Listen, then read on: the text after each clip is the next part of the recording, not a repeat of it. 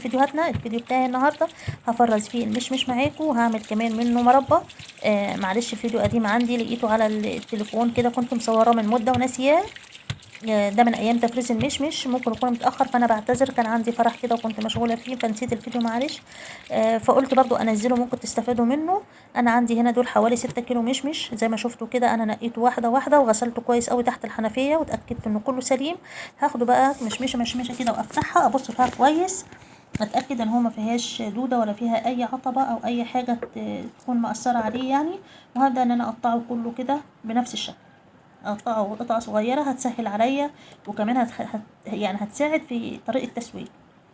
لازم بس كده افتحه واحده واحده وابص فيه كويس، لانه ساعات بيكون فيه دوده او حاجه،